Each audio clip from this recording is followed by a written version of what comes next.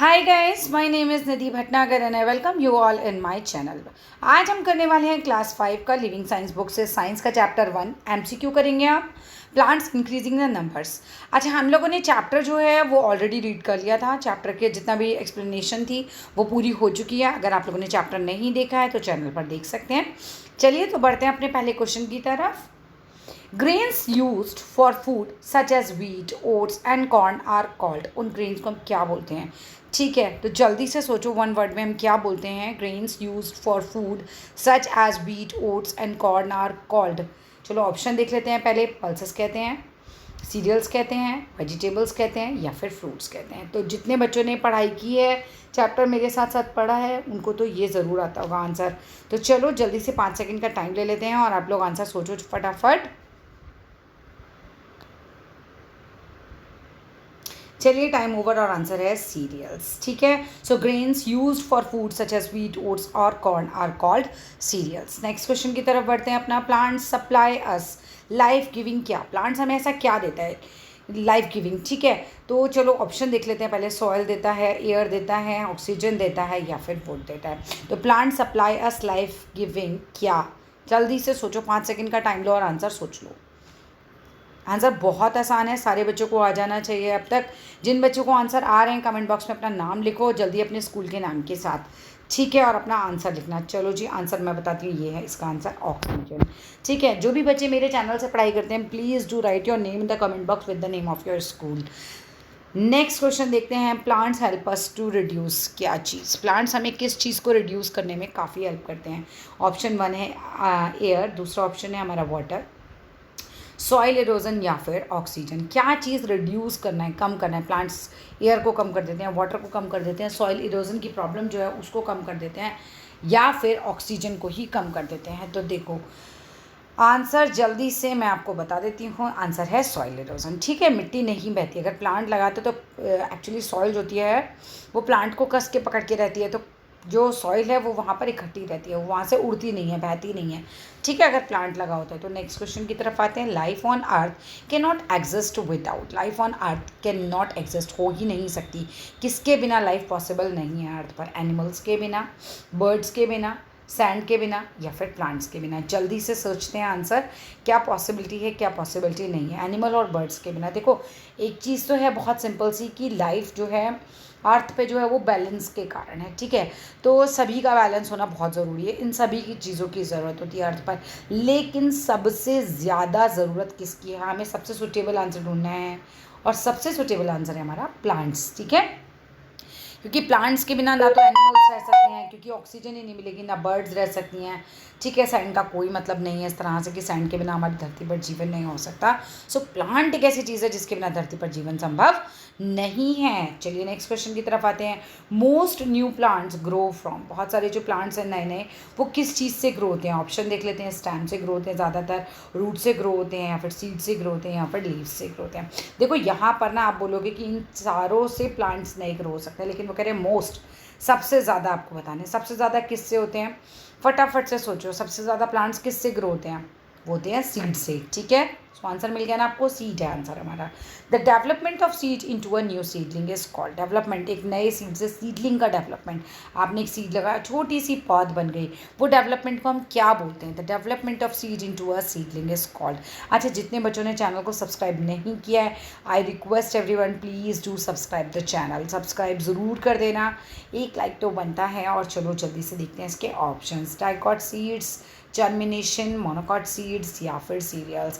फटाफट से आंसर ले लेते हैं। इसका आंसर होता है हमारा जर्मिनेशन। ठीक है, जर्मिनेशन होता है जब आप बीज को लगाते हो इस तरह से गमले के अंदर। जब आपने बीज सॉरी जस्ट अ मिनट, देखो ये गमला लिया हमने, इसके अंदर एक बीज लगाया, बीज से एक छोटा सा ये पौधा निकल कर आया।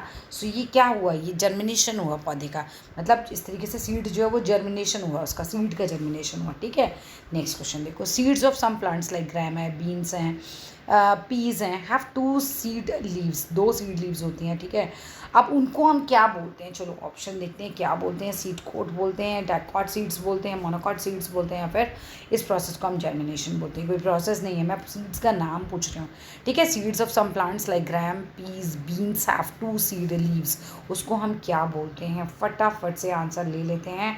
उसको हम क्या बोलते हैं? जल्दी से सोचो, जल्दी। आप लोगों ने तो पेपर पढ़ाई अगर मेरे साथ की है तो फिर आपको आता होगा, ठीक है। और जितने बच्चों ने चैप्टर वाला वीडियो नहीं देखा है, रिक्वेस्ट एवरीवन प्लीज़ चैप्टर वाला वीडियो ज़रूर देखना, क्योंकि आंसर है डाइकॉट सीड। और अगर चैप्टर पढ़ा होता है तो आंसर बहुत जल्दी निकल आते हैं, ठीक है। ये ज़रूरी नहीं है कि आपके स्कूल में बिल्कुल यही क्वेश्चन बन के आ जाए, लेकिन यही चीज़ें आएंगी इसकी गारंटी होती है।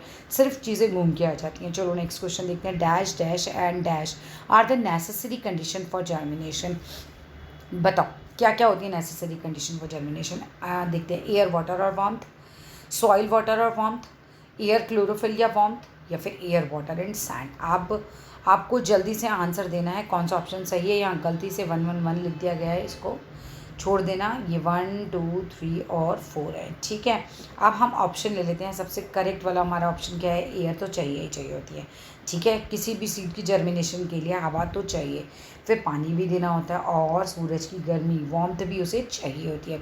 सो एयर, वाटर एंड वार्मथ, तीनों चीज़ों की ज़रूरत होती है सीड के जर्मिनेशन की। नेसेसरी कंडीशन होती है जर्मिनेशन की, ठीक है। तो ऑप्शन ए जो हमारे तरीके से जो फर्स्ट वाला ऑप्शन है, that is the correct answer. Next question की तरफ बढ़ते हैं। Dash is needed for the cells of the seed to become active. क्या चीज़ की ज़रूरत होती है सेल्स को टू बिकम एक्टिव? एक्टिव बनने के लिए सेल्स को किस चीज़ की ज़रूरत होती है? फटाफट से देखो। एयर की ज़रूरत होती है, वार्मथ की ज़रूरत होती है, वाटर की ज़रूरत होती है, या फिर सॉइल की।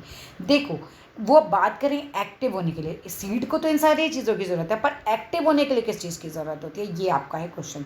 5 सेकंड का टाइम देते हैं। चलो फटाफट सोचो आंसर।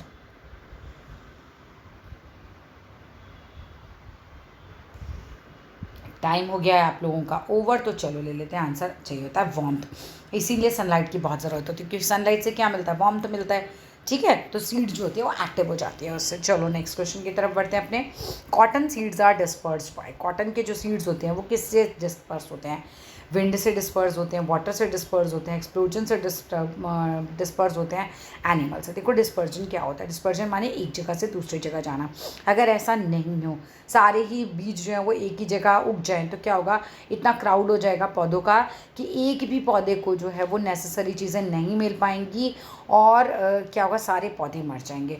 अब डिस्पर्स तो हो जाते हैं। अब ये तो है कि नेचर ने इसीलिए ऐसे एजेंट्स बना दिए जिससे सीड जो है वो एक जगह से दूसरी जगह जा सके। लेकिन कॉटन के सीड के बारे में बात चल रही है कि कॉटन का सीड एक तरीके से एक जगह से दूसरी जगह कैसे पहुंच जाता है। फटाफट से सोचो। देखो ये फर्स्ट पार्ट है एमसीक्यू का। इसका सेकंड पार्ट में आपको और भी क्वेश्चंस मिलने वाले हैं। कॉटन सीड डिस्पर्स बाय, दे दूं आंसर? विंड, ठीक है। आप चाहो तो वीडियो पॉज करके क्वेश्चन आंसर्स नोट भी कर सकते हो, या फिर मल्टीपल टाइम वीडियोस को देखो तो फिर आपको वैसे भी याद हो जाएंगे। Any part of a potato which has a dash can grow into a new plant. Any part, कोई भी पार्ट पोटैटो का जिसमें क्या होगा?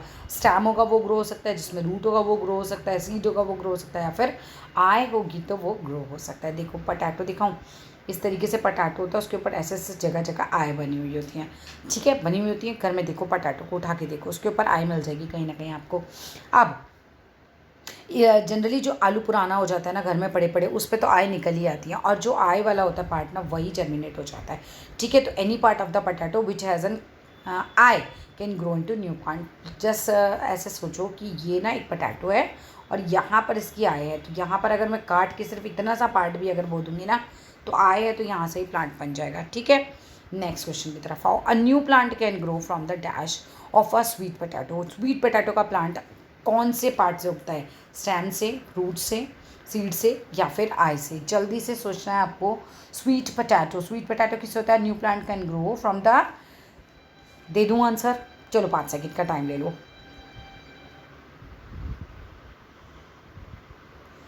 तो चलो आंसर ले लेते हैं। New plant can grow from the root, ठीक है। नेक्स्ट देखो, द प्लांट्स लाइक रोज है, sugar cane and hibiscus grow होते हैं फ्रॉम, हिबिस्कस, रोज़, ये सब किससे होते हैं? स्टेम कटिंग से, रूट से, सीड से, या फिर आई से। सो चलो जल्दी से आंसर ले लेते हैं, होते हैं स्टेम कटिंग से, ठीक है। नेक्स्ट क्वेश्चन की तरफ आ जाओ। The lotus fruit has a spongy part. Lotus fruit का होता है बहुत ही spongy part. And the coconut has a fibrous outer covering. Coconut की होती है fibrous outer covering to enable them. किस लिए, क्या फ़ायदा होता है फिर इससे? फ्लोट ऑन वाटर करते हैं, कैरीड बाय विंड होते हैं, या डिस्पर्स बाय एक्सप्लोजन होते हैं, या फिर डिस्पर्स बाय एनिमल होते हैं। जल्दी से सोचना है इसका आंसर। बहुत आसान आंसर है, लोटस फ्रूट। लोटस कहाँ होता है? सबसे पहले तो आपको यही सोचना है। अगर आपको यही पता चल जाता तो भी आपको काफ़ी कुछ मिल जाएगा। तो ये किस तरीके से होंगे?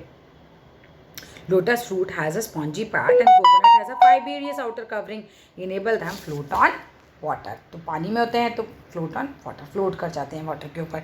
ठीक है, चलो नेक्स्ट क्वेश्चन की तरफ आते हैं। Onion and ginger are also called. Onion और जिंजर को हम और क्या कहते हैं? चलो ऑप्शन देखते हैं। अंडरग्राउंड स्टैम्प्स कहते हैं, रूट्स कहते हैं, सीड कहते हैं, या फिर फ्रूट्स कहते हैं। तो ओनियन एंड जिंजर, जल्दी से आंसर सोचो। लिविंग साइंस बुक से मैंने ये लिया है, ठीक है, इतना आप लोगों को बता रही हूँ, लेकिन ज़रूरी नहीं है कि आपका एडिशन सेम हो, क्योंकि मटेरियल तो देखो end of the day same ही होता है क्लास 5 का।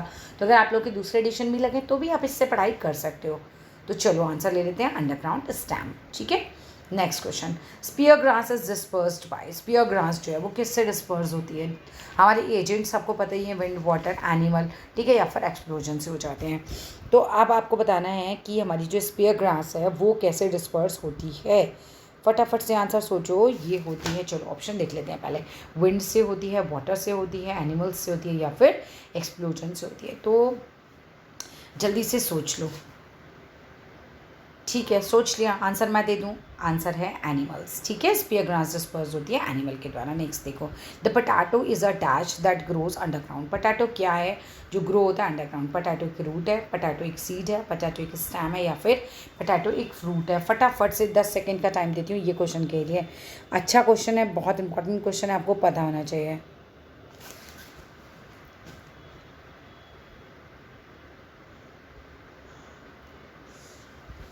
सोच लिया? आंसर मिल गया? क्या लग रहा है, कितने बच्चों को रूट लग रहा है? पोटैटो क्या होता है? चलो तो आंसर दे देते हैं, टाइम हो गया ओवर। पोटैटो होता है एक स्टैम। ठीक है, the potato is a stem that grows underground. Potato stem होता है। ठीक है, बहुत ध्यान रखिएगा इस चीज़ का। नेक्स्ट आ जाओ। New plants can grow from the leaves of the dash. कौन सा ऐसा प्लांट है, मैं नाम बताऊंगी, उन चारों में से आपको सेलेक्ट करना होगा कि लीव से इनमें से क्या उग सकता है। पहला ऑप्शन है हमारा मैंगो प्लांट, बोरोफिलम, नेक्स्ट है नीम प्लांट, या फिर ओनियन। इन चारों में से आपको क्या लग रहा है कौन सा प्लांट है जो कि किससे उग सकता है? लीव से उग सकता है। चैप्टर पढ़ा होगा तो आंसर बहुत आसानी से दे दोगे। और ये क्वेश्चन मैं बता रही हूँ बहुत इंपॉर्टेंट क्वेश्चन है, और आंसर देती हूँ मैं, बोरोफिलम। राइट, नेक्स्ट क्वेश्चन की तरफ आते हैं। Dash also makes the seed coat soft. क्या है चीज़ है जो सीड कोट को सॉफ्ट बनाने में हेल्प करती है? तो चलो और देखते हैं। वाटर, विंड, सॉइल, या फिर मिनरल्स। इन चारों में से आपको क्या लग रहा है क्या चीज़ है जिससे सीड कोट? देखो, जब आप बीज लगाते हो तो फिर आप क्या करते हो? उसमें पानी डालते हो, रोज़ मिट्टी में लगाते हो, ठीक है, उसमें मिनरल्स वगैरह भी डलते हैं। लेकिन इन सब में से क्या है, और हवा तो चलती है बाहर, क्या है जिससे सीड कोट जो है वो सॉफ्ट हो जाता है और वैसे बाहर निकल आता है फिर उसके अंदर से सैपलिंग्स? तो वो चीज़ होती है पानी। ठीक है, तो वाटर जो है वो सीड कोट को सॉफ्ट बनाने का काम करता है। Madar seed is dispersed by. Madar seed जो है वो डिस्पर्स किसके द्वारा होती है? फटाफट से देखते हैं। वाटर के द्वारा, विंड के द्वारा, सॉइल के द्वारा, या फिर मिनरल्स के द्वारा। ठीक है, तो जल्दी से बता दो इसका आंसर। कितने बच्चों को आ गया है आंसर? अच्छा, जितनों को इसका आंसर आता है प्लीज़ कमेंट बॉक्स में अपना नाम लिखना अपने स्कूल के साथ। ठीक है, और आंसर देती हूँ मैं आप लोगों को। इसका ये होता है विंड। ठीक है, so madar seed is dispersed by wind. यहाँ खत्म होता है हमारा पार्ट 1। पार्ट 2 में मिलते हैं फिर। ठीक है, till then, chill, bye bye.